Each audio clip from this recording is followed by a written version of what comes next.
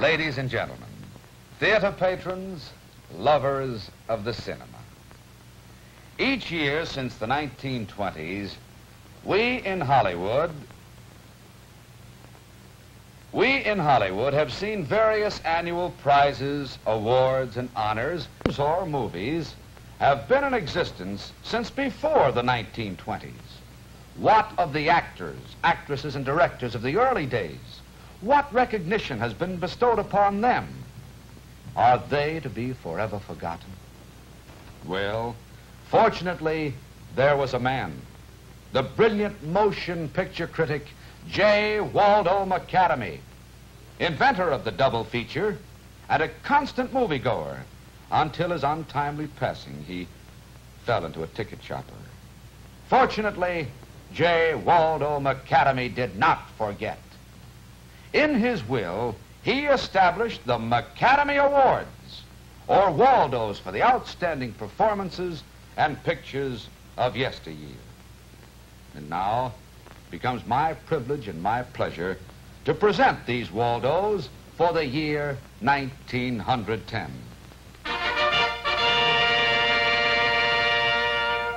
First, a Waldo for the best performance by an actor to Lionel R. Moore Swift for his monumental portrayal in Crazed by the Crush of Her Lips. In this episode, the climax of the picture, Mr. Swift played the role of the rejected lover. Although hampered by tight trousers and inedible scenery, he infused his part with magnificent zest and life. In fact, he lifted the spirits in practically every sequence. How can he teach her a lesson? Ah, he has it. Yes, he'll get back at her all right. He will kill himself.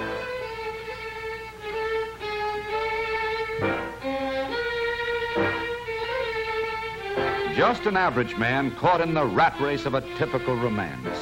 And it was for this, his vibrant performance, both vertically and horizontally, that we present a Waldo to Lionel R. Moore Swift, an actor who was good to the last drop.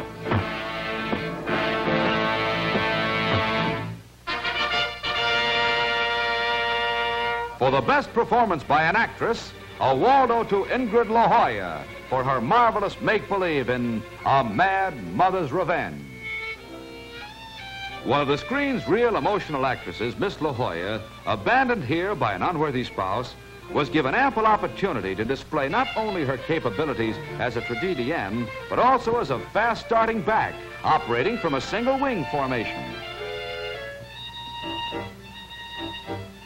Uh-oh, she forgot her headgear. Discovering in this masterfully played sequence that her better half has purchased a one-way ticket to Death Valley, California, the wife's mind gives way. She goes nuts. A difficult assignment for some actresses, going nuts was easy for Miss La Jolla. So, he thinks he can abandon me and the child, eh? Well, he has another thing coming. And leaving her home in New Jersey, she heads for California. A performance that gave this picture the longest run of the entire year.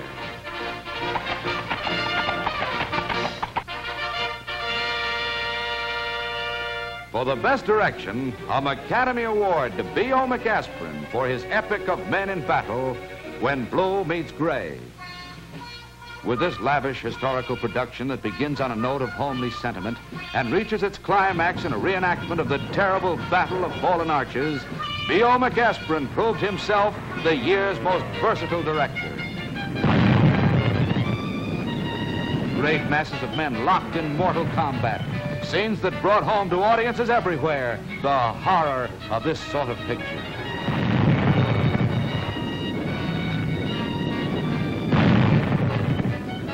Containing 10 times as much smoke as the films of any leading competitor, yet completely lacking in irritation of any sort, When Blue Meets Gray definitely established McAspirin as the ideal remedy for headaches, jumpy nerves, and inability to sleep at the movies. No other director could make that claim.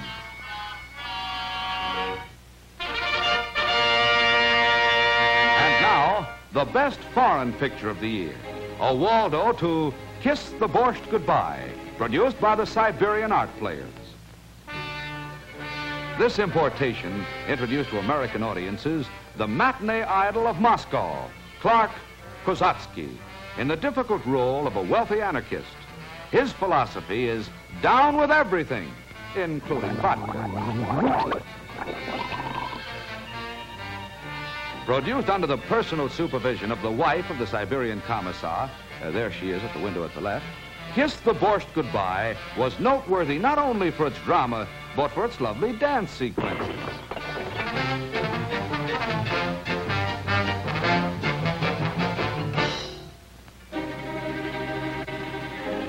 Dealing essentially with family life and the class struggle, the father discovers that the child is at the bottom of her class.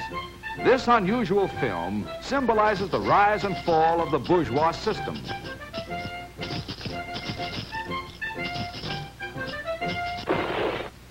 He wants her to share the wealth.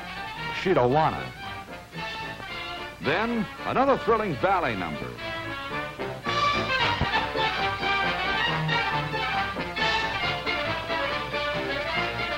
And all ends happily. He dies. The child has merely fractured its skull, while for the wife, there's the promise of a bright tomorrow in the salt mines. And now we come to the climax, the announcement of the best motion picture of the year.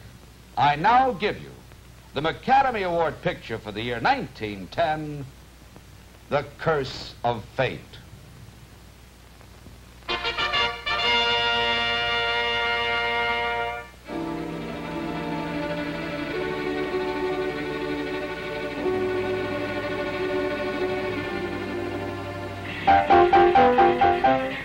In his Brooklyn studio, Clifton is finishing his unfinished symphony. He's writing the last chord. The neighbors hope so. How can he win the grand prize when Hetty's Sewing is giving him the needle? Scram and take your so-and-so machine with you. Poor Hetty feels terribly put out. This is Heathcliff. Maddened by passion, he wants Hetty to flee with him. Clifton is happy. His masterpiece is completed. Yes, Hetty, we're going to win the grand prize. Listen. What music! Who is this guy, Beethoven? And now to play his composition for the contest committee. He's lucky if the judges give him less than 30 days.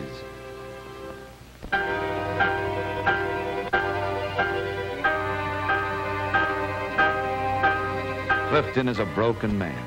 He showed the judges his technique, but all they favored was his execution. They even bawled him out for wasting good paper. Well, there's only one thing left to do. Stick it in the fire. Let it go to blazes, cries Clifton. Now, he doesn't know it, but he's going to have the hottest music in town. Play my husband's piece again. It's plenty warm now.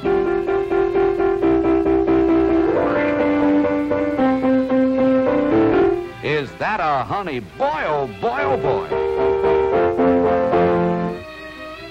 How does it rank now? The judges tell her it's the rankest composition they ever heard. When the cat's away, Heathcliff the rat comes back. As soon as Clifton leaves his piano, Heathcliff wants to play. He offers Hetty a locket. Uh-oh, uh-oh. Clifton's going to cut out Heathcliff's competition. Scram! Beat it! Leave these premises! And as for you, out of my house! Go! Go! Beat it!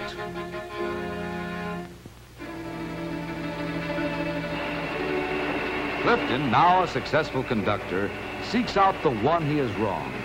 But Hetty lies stricken with dandruff. This'll cure her. Clifton! Reunited for their song of love.